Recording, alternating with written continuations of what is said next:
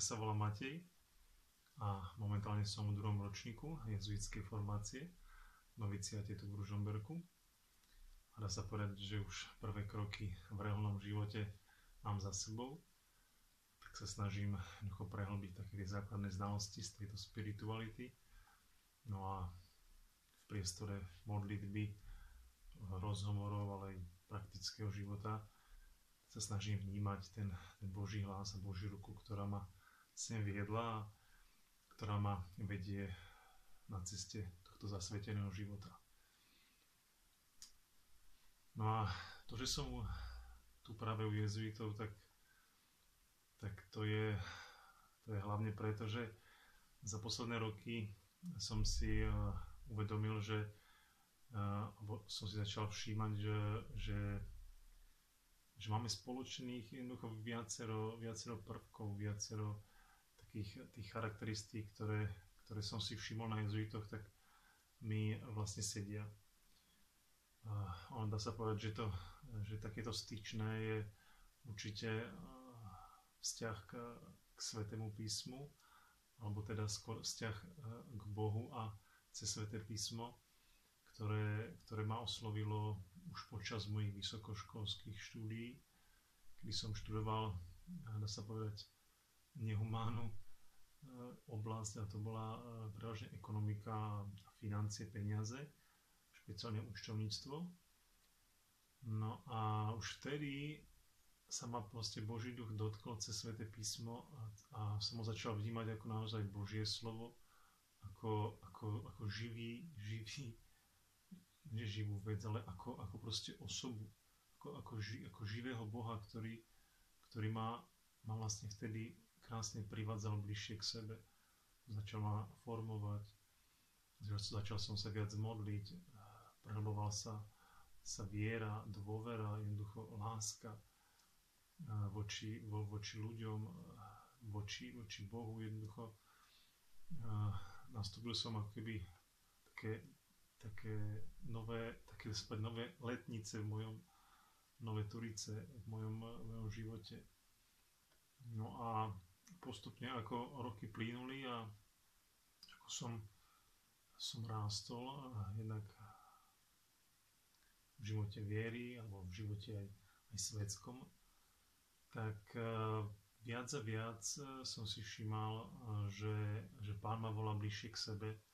bližšie do zasveteného života, bližšie k oltáru, kedy cez naozaj rôzne volania, naozaj konkrétne a reálne, tak to postupne som sa dostával cez čítanie liturgie, alebo teda liturgických textov, cez ministrovanie, cez rôzne spoločenstva, stredka. Pán ma takisto priviedol aj k komunitnému životu, ktorý som si mohol vyskúšať, dá sa povedať, na animatorskej škole. Čiže všetko ma to vlastne tak keby viedlo bližšie k ľuďom, bližšie k Bohu, ktorý mi ukazoval, že nechce ma mať, dá sa povedať, niekde v účtovníctve zahrabaného alebo niekde za počítačom, ale chce ma mať jednoducho v oblasti náboženského života, aby som inak vyskúšal si to na sebe, aby som tak vlastne pomáhal aj ľuďom dostávať sa bližšie k Bohu. No a jak hovorím, postupne išli roky, až som mal 33 rokov a to je taký krásny vek, Kristove roky, kedy som si povedal, že naozaj cesta kňazstva, cesta zasveteného života je naozaj pre mňa a chcem vykročiť tou cestou. A jezuiti prišli vlastne do toho tak, že som si všímal jednoducho, že nejak sú v mojom živote častejšie. No a či už to boli rôzne myšlienky rôznych teológov alebo komentátorov, prevažne naozaj v nejakých teologických textoch, tak som si všimol, že veľmi zaujímavé názory majú, ktoré mi niečo dávajú. No a postupne som si pozrel aj nejaké tie knižky, ktoré napísali, a som si všimol, že to sú nie len nejaké teoretické veci, ale sú sú to práve že veci celkom konkrétne, ktoré aj mne osobne pomohli na ceste osobnej modlitby, osobného vzťahu s Bohom. No tak som si položil otázku, že z čoho títo chlapi čerpajú, akože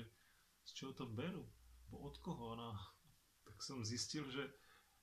za všetkým je vlastne zakladateľ jezuitov svätý Ignác z Loyoli a jeho, dá sa povedať, vnímanie, kedy si zapisoval tie rôzne hnutia ducha, ktorými on prechádzal a naozaj sú, dá sa povedať, univerzálne a pomohli aj mne a aj po absolvovaní teraz, čo máme za sebou 30-dňových duchovných cvičení, som si naozaj mohol vyskúšať, že sú to veľmi dobré veci, ktoré môžu pomôcť mne, ktoré môžu pomôcť ľuďom na ceste k Bohu. No a či už z histórie jednoducho vieme, že proste ich rozmach, ich misijné dielo je jednoducho obrovské v celých dejinách sveta. No a tak jednoducho som si povedal, že prečo nie sem, však proste. A Pán mi naozaj ešte ukazoval kopec drobných, malých vecí, ktoré boli také akoby pre mňa úplne, že wow, že tak. A som sa stretol potom aj s ľuďmi, napríklad bola R13 tu v Ružomberku vlastne pred 3 rokmi, také stretnutie mládeže celoslovenské a tak sa tam aj predstavovali tí rôzne reálne spoločenstva v tých stánkoch, tak som zabludil v podstate aj k jezuitom a tam aj osobne sa ma dotkli, ak tam boli tých chlapi celkom akože uvoľnení, bezprostrední, boli tam v podstate skoro nemali nič pripravené, ako tak nejaký ten banner, ale boli tam nejakí jezuiti aj viem, že z Ameriky a tak som mu hovoril tomu jednému chalanovi, že ja naozaj rozmýšľam o reálnom živote nejakom, ale že neviem, že presne ktorá rehola, že tí jezuiti som niečo už čítal o vás a že proste vidím tam veľa styčných proste takých bodov, že ktoré sú mňa charakterizujú takisto. A on hovoril, že nevadí, že choď do toho, že správ ten krok, že rozhodni sa, že poď. Tak som to ani nebral nejak proste vážne, ale tak človeka to jednoducho tam sa ho to nejak ukladá a proste pán si to dokáže použiť a už bolo naozaj tých kamienkov v tej mozaike toľko, že som naozaj poslal tú prihlášku a jednoducho som tu rok a je to naozaj super. Je to krásny život. Mne to teraz sedí a idem ďalej a rád by som teda dovršil tú dvojročnú prípravu tými reholnými sľubmi, aby som tak ešte spravil ten ďalší krok na tej ceste za Pánom, ceste evanjelia, nasledovania Pána Ježiša. No, a tak svedčil aj podľa toho jezuitského hesla, svedčil na väčšiu Božiu slávu, aby bol naozaj oslavený v našich životoch každý deň, kdekoľvek nás proste Pán pošle. Takže tak, jezuiti.